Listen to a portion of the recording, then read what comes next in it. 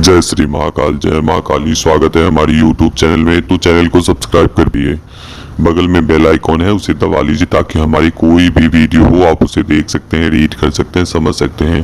तो आज हम आपको मशान के बारे में बताने के लिए आए हैं कि मशान को किस प्रकार से सिद्ध करें। सबसे पहली बात तो मशान सभी से सिद्ध नहीं हो पाते हैं। इसके लिए 3 व्यक्ति की आवश्यकता होती है, 3-4 व्यक्ति की आवश्यकता होती है। और सबसे मुख्य बातें कि सभी गुरु तुल्य ही वह व्यक्ति होना चाहिए आपके लिए, या एक कम से कम आपके जो मुख्य गुरु हैं वो कम से कम होने ही चाहिए आपके पास प्रत्यक्ष रूप से, तभी उस शमशान को आप सिद्ध कर सकते हैं। अन्यथा इस किसी भी शमशान को सिद्ध करने में अगर आप पढ़ते हो तो सीधे सीधे आपकी मृत्यु हो सकती है, या मृत्यु नहीं हुई तो आपकी ऐसी अवस्था नहीं रहेगी कि आप सोच सके, समझ सके, कुछ कर सके। पागल की स्थिति हो जाएंगी, या कुछ न कुछ लेके आना होगा वहां से। अपशकुन वाली चीजें कुछ न कुछ लेकर आनी होगी। कहने का तात्पर्य यह है कि बिना अनुमति के, बिना प्रत्यक्ष गुरु के शमशान को सिद्ध करना नामुमकिन है। कम से कम आपके गुरु प्रत्यक्ष रूप से आपके पास होना ही चाहिए, तभी उस शमशान को सिद्ध कर सकते हैं। यह शमशान बहुत ही ताकतवर है, यह मशान बहुत ही ताकतवर है।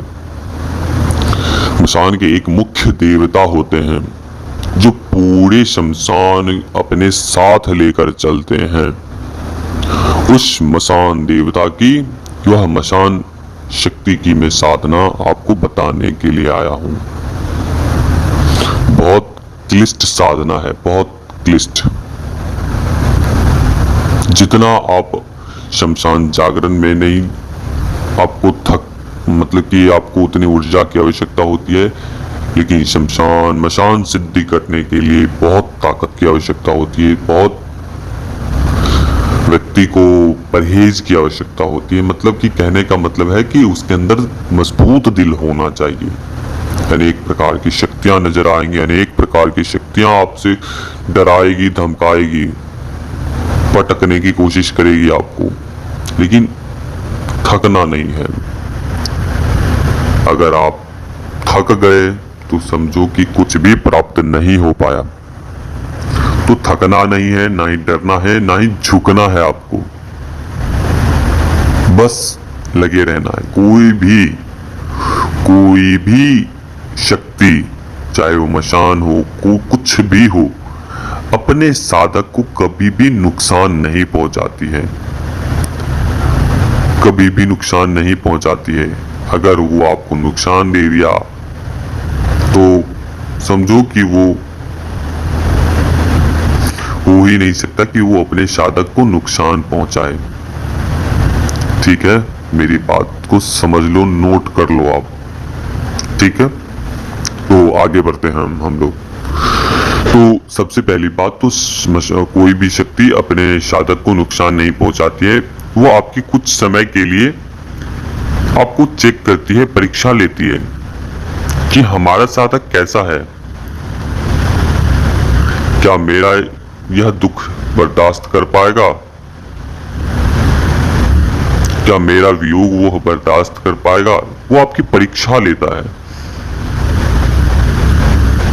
उसमें थकना नहीं है, रुकना नहीं है। इस समय आपकी स्थिति बहुत स्वास्थ्य को लेकर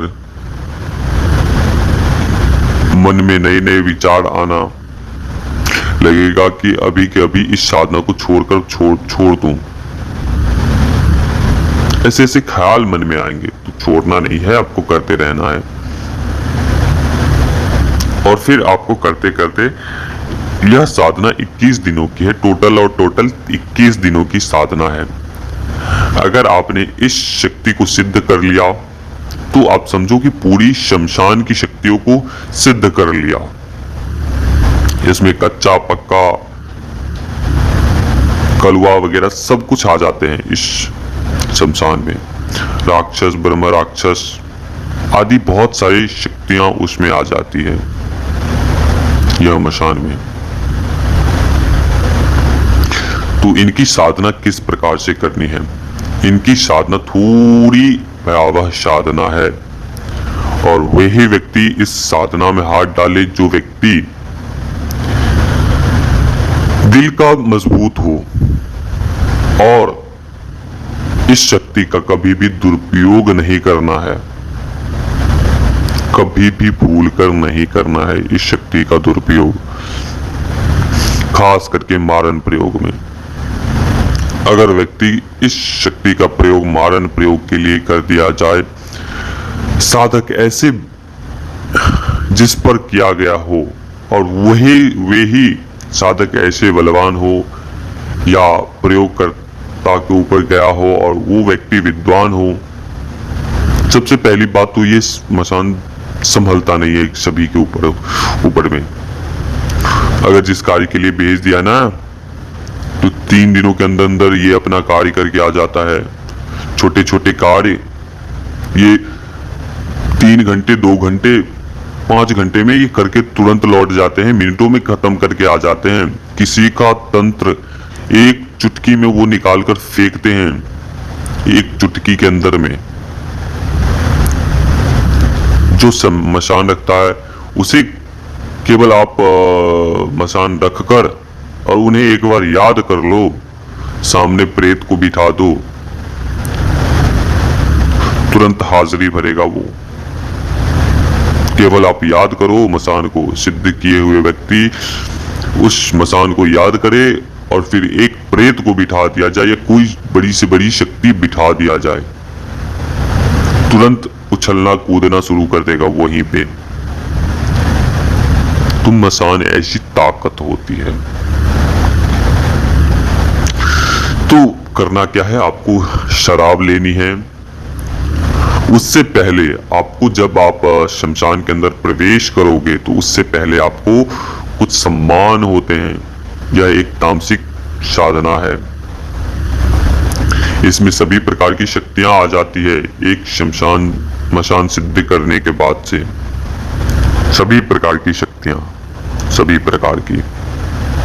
तो करना क्या है आपको, सबसे पहली बात तो उसमें कुछ सामग्री आपको लगेंगे। शराब आपको लगेंगे, आपको लगेंगे कलेजी जो 2 टुकड़े होंगे। एक आपको वहां के स्थान देवता के नाम से, वहां के क्षेत्रपाल के नाम से आपको देनी होगी। दूसरा आपको मुख्य पूजन में जो रखना है, जो आप जिनकी आप साधना कर रहे हो मसान देवता की, उनके लिए। तो जब द्वार पर हो जाए तो फिर आपको अंदर प्रवेश करना है। प्रवेश करने के बाद से ऐसा स्थान चुनना है जहाँ पे आपने एक दिन पहले जाकर उस स्थान को साफ किया है, और जाने के बाद आपको कुछ सामग्री लगेंगी।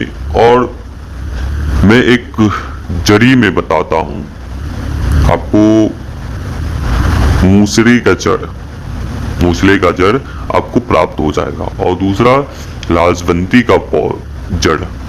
तीसरा आपको इसमें आपको चाहिए होंगे पकौवे के जड़। चौथा आपको चिड़चिड़ी के जड़। ये आपको मिलाकर रख लेना है। ये सभी जड़ को इकट्ठा कर लेना है, और इकट्ठा करके उसे 2 भागों में विभक्त करना है। 5 जड़ को एक अपने कलाई के ऊपर बांधनी है। दूसरा एक खप्पर जो होंगे जिसमें आपकी कलेजी रहेंगे, दूसरे में आपको लौंग रहेंगे, बतासे रहेंगे, और एक और 2 लौंग रहेंगे, 2 कपूर रहेंगे। तो वो सब आपको वहां पर रखना है। जब ये प्रक्रिया हो जाए तो उस जड़ी को आपकी जब साधना संपन्न हो जाए तो उस जड़ी को निकाल देने हैं, और निकालकर अपने पास रखने हैं या ऐसे सुरक्षित स्थान पर रख देनी है ताकि आपको वो जड़ी जो साधना में प्रयोग होने वाली जड़ी है वो कहीं खोए ना। चाहे उसी स्थान के कहीं भी सुरक्षित स्थान पर रख दें या किसी भी आते समय अपने रास्ते में किसी भी पेड़ के ऊपर डाल दें या रख दें सुरक्षित स्थान पर, या मिट्टी खोदकर उस मिट्टी के अंदर दबा दें ताकि दूसरे दिन आए तो आपको वो मिल जाए। ठीक है, तो इस प्रकार से करने से आपकी साधना धीरे धीरे सफल होती चली जाएगी और इस बीच में काफी सारे अनुभव होंगे। पहले ही दिन जब आप उनकी साधना करोगे और थोड़ी सी आम की आपको लकड़ी लेनी है और जब वो हो जाए ना, जड़ी को आपको प्राप्त हटाकर और फिर जिसमें आपने जड़ी रखी है उसको जला देना है और उस खप्टे को में जो सामग्री रखी गई है जैसे लौंग, कपूर और बतासे जो आपने अग्नि जलाई है उसके ऊपर डाल देना है। 2 मिनट इंतजार करना है और फिर अपना रेखा शरीर बंधन मारना है शरीर के ऊपर। फिर आपको घेरा काटनी है और अपने स्थान के लिए निकल जाना है वह जरी लेकर। बाकी सामग्री उसी स्थान पे रहे, उसमें छेड़छाड़ नहीं होना चाहिए। बस ये करना है। उसके बाद से आपको पुनः अपने स्थान पर लौटने के बाद से हाथ पैर मुंह धोकर, और ध्यान रहे वहां से कोई भी वस्तु नहीं लानी है। आसन और आपका रक्षा घेरा जिससे लगेगा वो वापस लानी है, बाकी और कोई भी वस्तु नहीं लानी है घर पर। जो जड़ी भी होंगे ना आपके पास, एक आपके हाथों में धारण किए होंगे, दूसरा उस खप्टे के अंदर रहेगा जिसमें आपने कपूर, लौंग और बतासे रखे थे, और बाकी कलेजी देसी शराब वहीं पे डालकर भोग देकर वापस लौट जानी है। और लौटने के बाद इस जड़ी को भूमि के अंदर डाल देनी है। हाथ वाला, कलाई वाला जो होंगे वो आपको धारण करके ही रहना है जितने दिनों भी साधना चले उतने दिन। बस इस प्रकार से करते करते आपको 21वें दिन जब पूर्ण हो जाएंगे तो 21वें, 18वें या 21वें या 16वें दिन ये प्रत्यक्षीकरण होना आरंभ हो जाते हैं।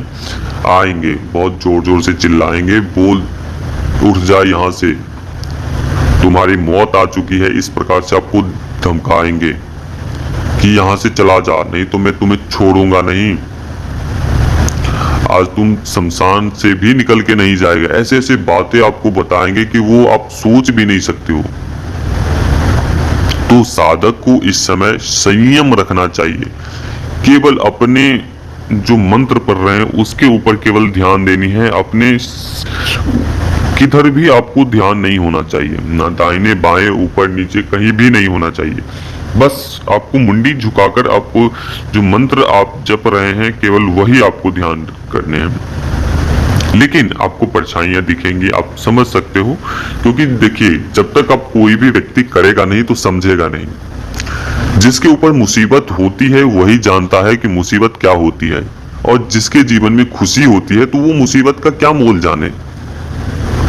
तो जो व्यक्ति करेगा वही तो अनुभव पाएगा ना।